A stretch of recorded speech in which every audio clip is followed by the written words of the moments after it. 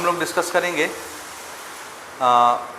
किसी भी unit cell में जो एटम या कंस्टिट्यूएंट पार्टिकल्स प्रेजेंट रहते हैं।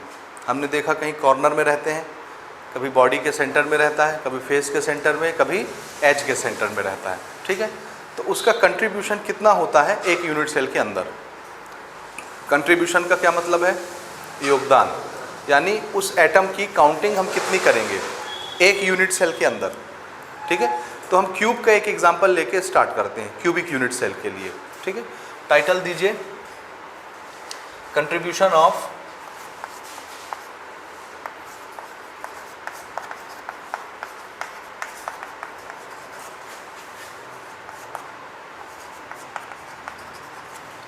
एटम्स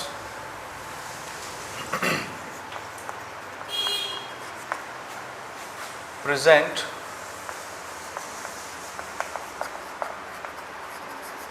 at different position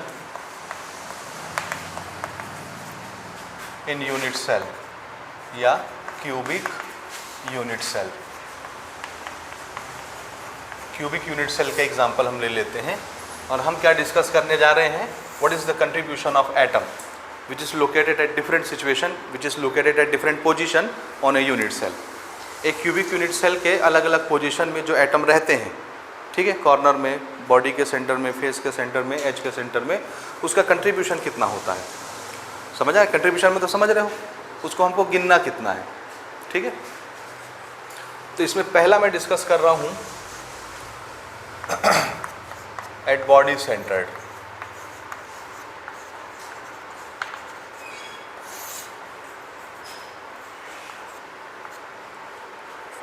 ठीक है, body centred cubic unit cell. ठीक है, समझते जाना ध्यान से ना। इसमें जो एटम होगा वो कहाँ पर होगा और उसको हम कितना काउंट करेंगे। तो इसको समझने के लिए मैं क्यूब बना लेता हूँ।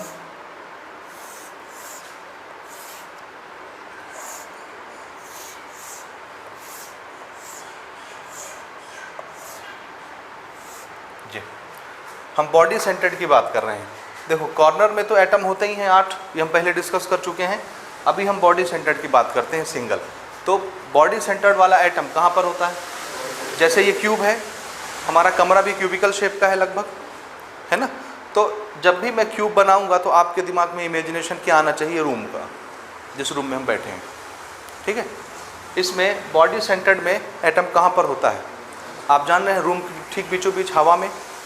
ठीक है, यानी छत से नीचे और फ्लोर से ऊपर, ग्राउंड फ्लोर से ऊपर, छत से नीचे, हवा में बीचों बीच एक एटम होता है। तो ऐसे इमेजिन करो कि यहाँ हवा में बीच में एक बॉल लटका हुआ है।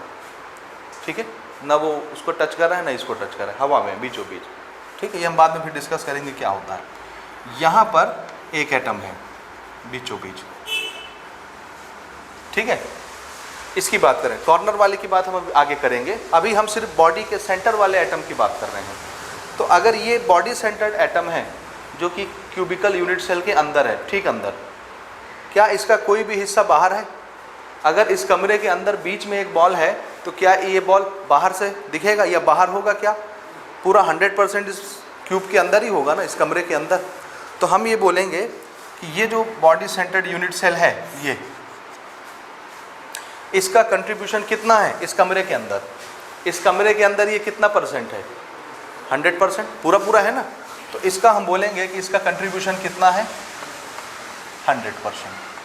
ठीक है ना, और तो किसी कमरे में नहीं है, ये सिर्फ इसी कमरे के अंदर है, ठीक बीचों बीच। तो हम बोलेंगे ये कितना परसेंट कंट्रीब्यूट कर रहा है इस कमरे में? 100%। 100% कंट्रीब्यूशन के लिए हम लोग कंट्रीब्यूट क्या लिखेंगे? 1। जी, तो हम क्या बोलेंगे? Body centred cubic unit cell में जो अंदर में बॉडी के सेंटर में होता है, उसका कंट्रीब्यूशन कितना होता है? क्या काउंट करना है? 1। और एक ही होता है, दूसरा तो एटम होता नहीं। एक क्यूब के अंदर एक ही होता है बॉडी के सेंटर में, तो ये सिंगल, और इसका पूरा पूरा योगदान इस कमरे के अंदर है। ये चीज़ समझ आया कि नहीं? ठीक है, इस पर हम फिर से आएंगे। दूसरा मैं ले रहा हूँ,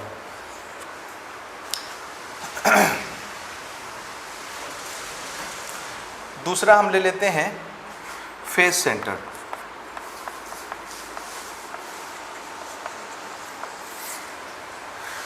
ठीक है, फेस सेंटर के लिए देखो फिर से एक क्यूब में बनाता हूँ।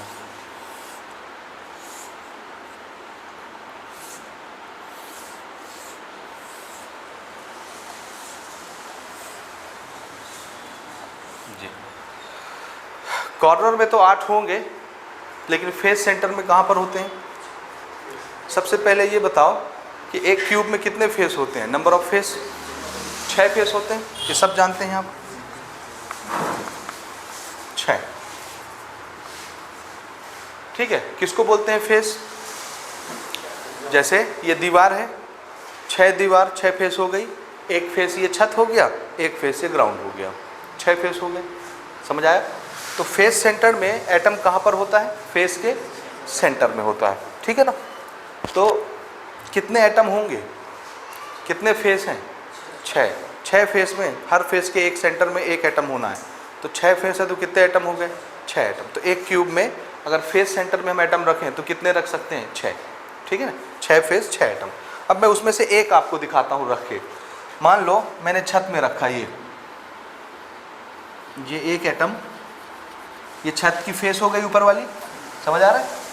इसमें ये एक एटम रखा हुआ है, तो ये एटम कितना कंट्रीब्यूट करेगा इस कमरे में? ध्यान से समझना, इसको ऐसे समझेंगे। देखो मैं एग्जांपल देता हूँ, ये छत है, छत के ठीक ये एक फेस है ना छत वाला, जैसे ये दीवार एक फेस है, ये एक फेस है, तो इसके सेंटर में एक एटम यहाँ हमने रख दिया, ये एक फेस हो गई, ये दीवार, तो इस दीवार के सेंटर में एक एटम हमने यहाँ रख दिया। इसका कंट्रीब्यूशन कितना होगा इस कमरे के अंदर? तो आंसर है ये आधा बॉल इस कमरे में होगा और आधा बॉल उस कमरे में होगा उस तरफ। तो इस क्यूब के अंदर, इस कमरे के अंदर इस बॉल का कंट्रीब्यूशन कितना है? हाफ। हाफ को क्या बोलेंगे? 50%। समझ आ रहा? इसको ऐसे समझना है, ध्यान से देखो। एक बॉल है, एटम को मैं बॉल से दिखा रहा हूँ, उस बॉल को हमको चारों तरफ से पैक करना है, ढकना है, कहीं से दिखना नहीं चाहिए बाहर से देखने पे। तो एक बॉल अगर मैं यहाँ सेंटर में रखता हूँ तो इसको छुपाने के लिए कितने कमरे लगेंगे? एक कमरा ये लगेगा जहाँ मैं खड़ा हूँ, एक कमरा उस पार वाला लगेगा। अगर 2 कमरे ऐसे सट गए तो ये बॉल आधा इस कमरे में छुप गया, आधा इस कमरे में छुप गया। समझ रहे? बीच में बॉल है ऐसे, ये बीच में बॉल है मान लो, इस बॉल को छुपाना है, तो यहाँ से मैंने एक दीवार उठा दी, इधर का कमरा, ये इधर एक कमरा हो गया और एक कमरा ये हो गया। ठीक है? ये इधर से एक कमरा, इधर से एक कमरा, 2 कमरे हो गए, बॉल छुप गया। तो इस फेस के सेंटर में जो बॉल है उसको छुपाने के लिए इधर एक कमरा लगा, इधर एक कमरा लगा, तो एक क्यूब ये हो गया, एक क्यूब ये हो गया, तो 2 क्यूब लगते हैं, ये ढक जाता है। यानी दोनों क्यूब में, इस क्यूब और इस क्यूब में इस बॉल का कंट्रीब्यूशन कितना होता है? आधा आधा। तो 50% इस कमरे में, 50% इस कमरे में। तो ये जो बॉल इस सेंटर में आधा निकला है, तो आधा इस कमरे में है, आधा उस कमरे में है। तो जो भी बॉल फेस के सेंटर में होगा उसका कंट्रीब्यूशन कितना मानेंगे हम? इसका कंट्रीब्यूशन कितना मानेंगे? 50%। ये तो परसेंट में हो गया, लेकिन इसको नंबर में लिखेंगे तो कैसे लिखेंगे? इस कमरे में कितना है ये बॉल? देखो मैंने छत पे बनाया है ना, तो छत में आधा बॉल तो मुझे इस कमरे के अंदर से दिखेगा और आधा कहाँ होगा? छत में। तो उसको ढकने के लिए क्या लगेगा? छत के ऊपर एक और कमरा लगेगा, छत के ऊपर एक और क्यूब लगेगा, एक क्यूब नीचे एक क्यूब ऊपर, ये ढक जाएगा। आधा बॉल नीचे वाले क्यूब में, आधा बॉल ऊपर वाले क्यूब में। तो कितना आया ये? आधा।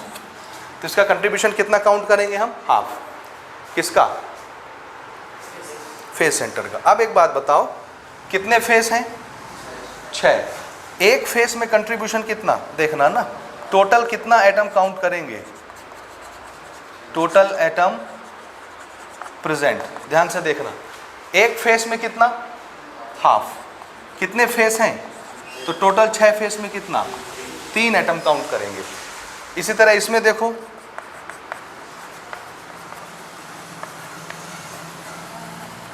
ठीक है, बॉडी के सेंटर वाला एक एटम के लिए कितना कंट्रीब्यूशन?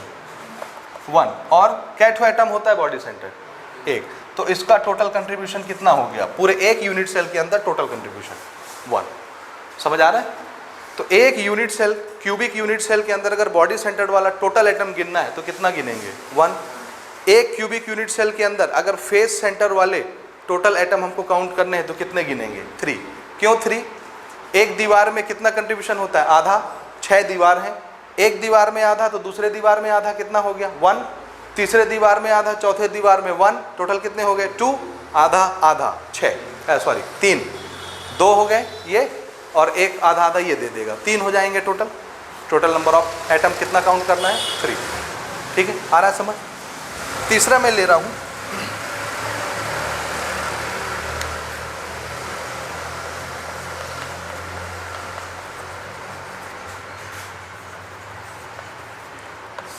As centre. ठीक है, और इसको समझेंगे आप।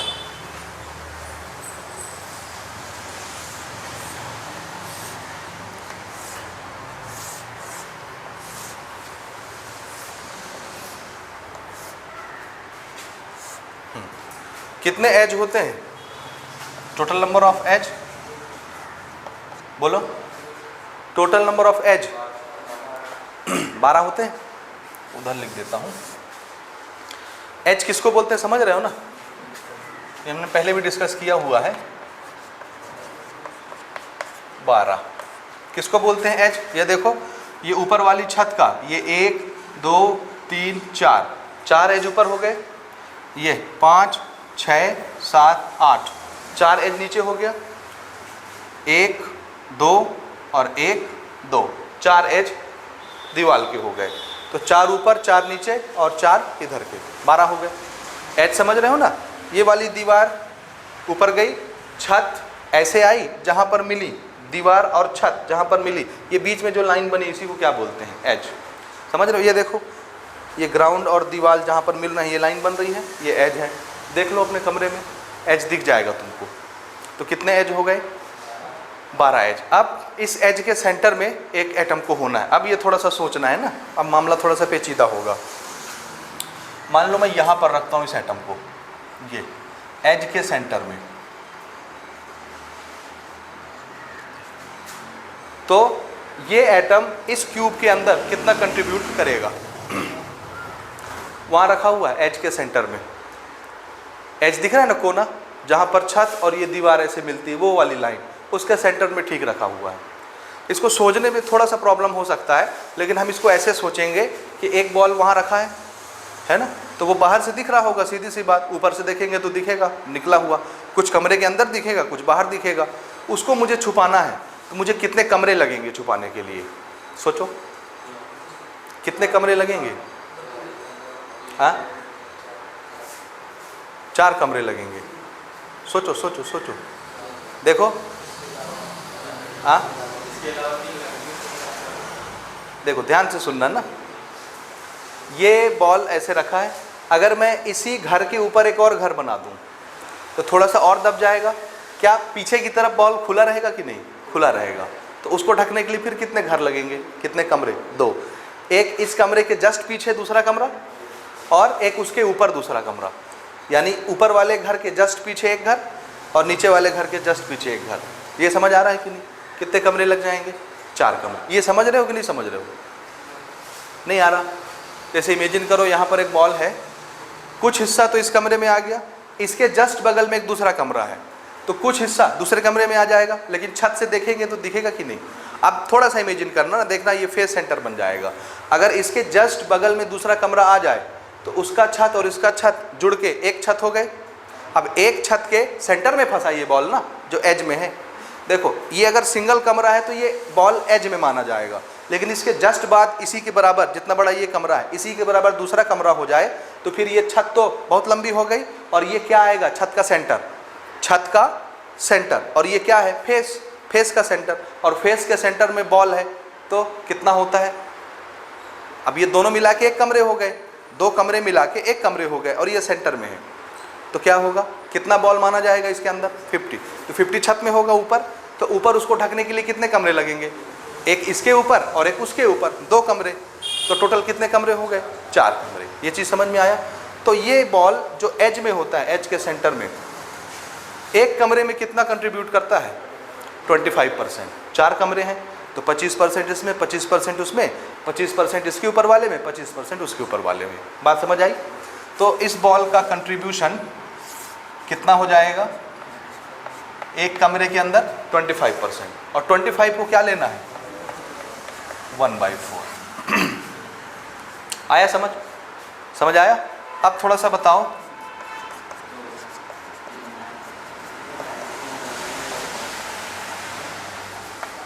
टोटल एटम प्रेजेंट, ठीक है? देखो एक एज में कितना कंट्रीब्यूशन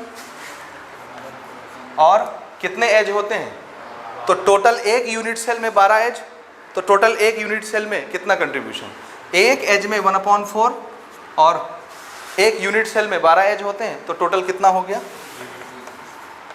3। समझे कि नहीं? तो यहाँ गड़बड़ बता दिए हो क्या? नहीं, अच्छा मैंने यहाँ गड़बड़ कर दिया, इसका सिर्फ हमने ये काउंट किया है। इसको थोड़ा सा हम सुधारेंगे ना, ये नोट नहीं करना अभी। टोटल एटम हम पूरे एक यूनिट सेल का काउंट करेंगे, एक यूनिट सेल का। ये सिर्फ किसका काउंट हुआ? फेस का। अभी कॉर्नर का आ जाए तो फिर कॉर्नर के लिए फिर हम फिर सबका बनाते हैं एक तरफ से ना, ध्यान से रखना। ये ठीक है, करेक्ट है, गलत नहीं है। चौथा देखो, ये समझ आया यहाँ तक? यहाँ तक समझ आया कि नहीं आया? आया। अब मैं चौथा ले रहा हूँ कॉर्नर वाला, और इसको भी आप ऐसे ही बताएंगे मुझे जैसे इसको आपने बताया।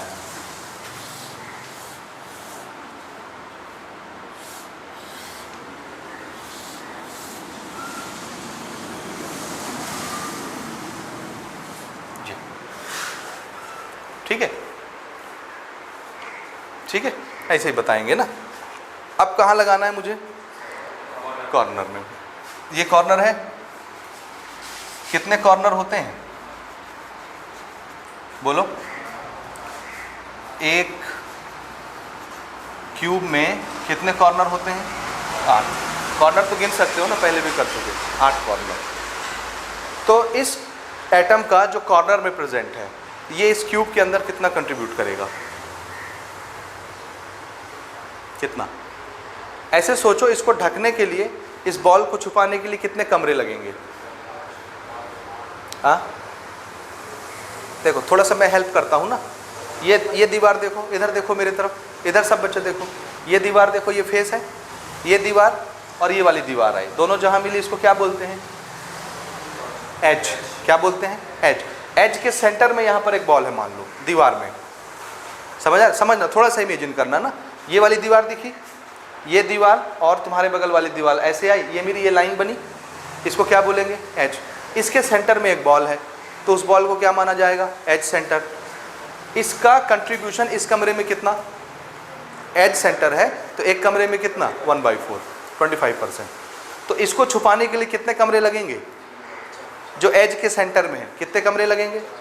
एक ये थोड़ा सा हिस्सा इस कमरे में आ गया, एक इसके बाद वाले कमरे में थोड़ा सा हिस्सा, एक इसके बगल वाले कमरे में उसका थोड़ा हिस्सा, और उसके जस्ट पीछे वाले कमरे में।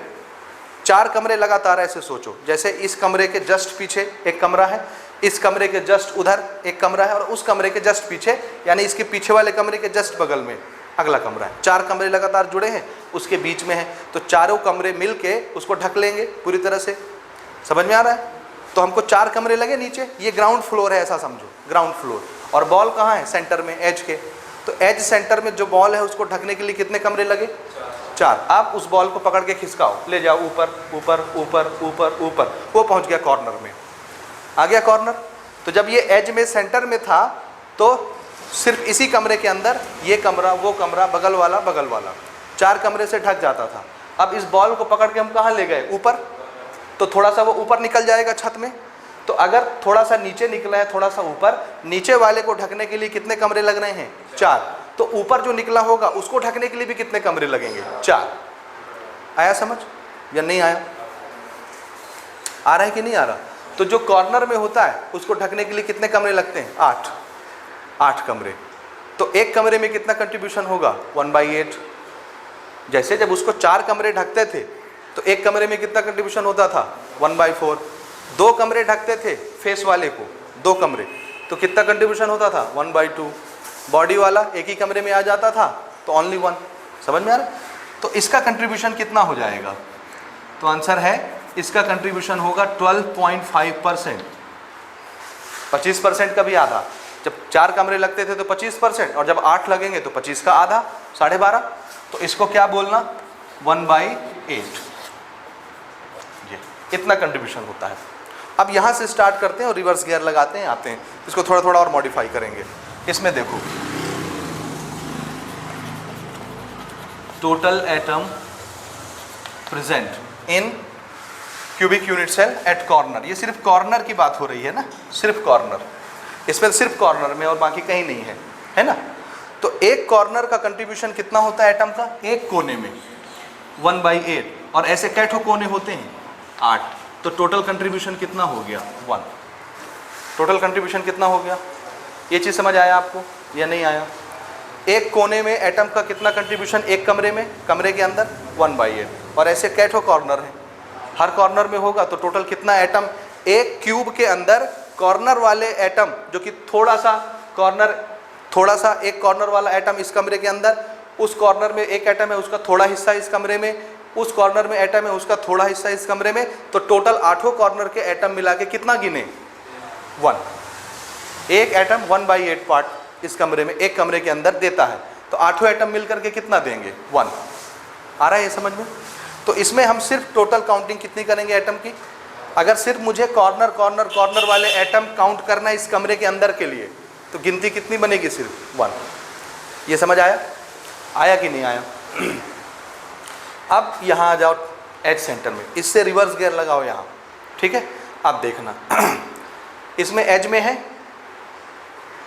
कि नहीं, तो एक एटम जो एज सेंटर में होता है, एक, उसका कंट्रीब्यूशन कितना होता है 1/4, और ऐसे कितने एज होते हैं एक क्यूब में, तो एक क्यूब में अगर सिर्फ एज वाले एटम को हम काउंट करें कि कितना कंट्रीब्यूशन है, तो कितना होगा 3। लेकिन हर एक में कॉर्नर में एटम होता है कि नहीं, तो टोटल कितना हो जाएगा, कॉर्नर मिला के कितना होना है 1, कॉर्नर का मिला के कितना होना है 1, और एज का मिला लिए तो कितना हो गया 3, टोटल कितना हो गया 4। समझ आया? तो इसको हम ऐसे सुधार देते हैं। देखो क्या करेंगे, टोटल एटम प्रेजेंट, कॉर्नर वाले के लिए क्या लिखना है 1/8 × 8, एक कॉर्नर का 1/8 और 8 कॉर्नर है तो × 8, प्लस एज सेंटर के लिए एक एज में 1/4 और कितने एज हैं 12, तो टोटल कितने हो गए, ये हो गया 1 और ये हो गया 3, टोटल कितना हो गया 4। ये हो गया करेक्ट, सुधर गया, ठीक है? इसमें आ जाओ, देखो फिर से इसको सुधारते हैं अपन, देखना ना, कॉर्नर वाले लो, कितने कॉर्नर हैं 8, एक कॉर्नर में एटम का कंट्रीब्यूशन कितना होता है 1/8, कितने कॉर्नर होते हैं 8, प्लस एक फेस सेंटर कितना होता है कंट्रीब्यूशन इसका 1/2, और कितने फेस होते हैं 6, तो टोटल इस क्यूब के अंदर टोटल एटम का कंट्रीब्यूशन कितना हो गया, ये तो हो गया 1 और ये हो गया 3, टोटल कितने हो गए 4। तो फेस सेंटर के लिए भी कितना लेना है 4, ठीक है? यहाँ आ जाओ बॉडी सेंटर में, कॉर्नर वाले का अभी आप देख चुके हैं 1/8 × 8, एक एटम के अंदर आ गया, यानी टोटल 1 हो गया, प्लस इसका कितना लेना है, एक ही है, तो ये हो गया 1, ये हो गया 1, टोटल कितना हो गया 2। तो BCC के लिए, इसको शॉर्टकट में क्या बोलते हैं BCC के लिए एटम का कंट्रीब्यूशन कितना, FCC के लिए, ये शॉर्टकट हम लोग आगे न्यूमेरिकल्स में बहुत यूज़ करेंगे, याद रखना, और आगे के लेक्चर में भी यूज़ करेंगे। BCC का टोटल कंट्रीब्यूशन कितना, ये नंबर याद रखना बच्चों आपको ना, इससे न्यूमेरिकल बनेंगे, और इस पर न्यूमेरिकल आता है बोर्ड में, समझे? और यही बच्चे कंफ्यूज करते हैं और न्यूमेरिकल गलत करते हैं। BCC में कंट्रीब्यूशन कितना लेना है, एक क्यूब की बात हो रही है, एक यूनिट सेल, BCC का टाइप का अगर यूनिट सेल है तो कितना लेना है total number of atom 2, FCC के लिए टोटल नंबर ऑफ एटम 4, और ECC के लिए edge centred cubic unit cell के लिए 4, और इसको क्या बोलेंगे, ये तो सिंपल है ना, ये this is simple cubic unit cell, SCC, simple cubic unit cell, जिसमें सिर्फ कॉर्नर है, उसमें ना B आ रहा है, ना F आ रहा है, ना E आ रहा है, तो हम क्या समझेंगे, सिंपल में सिर्फ कॉर्नर में होते हैं, this is simple unit cell. तो सिंपल क्यूबिक यूनिट सेल के लिए कंट्रीब्यूशन कितना एटम का टोटल 1, BCC के लिए कितना 2, FCC के लिए कितना 4, और ECC के लिए कितना 4। ये समझ आया? ठीक, इसको नोट करें, और इस पर फिर हमको कुछ क्वेश्चंस प्रैक्टिस करने हैं, ये नोट कर लो।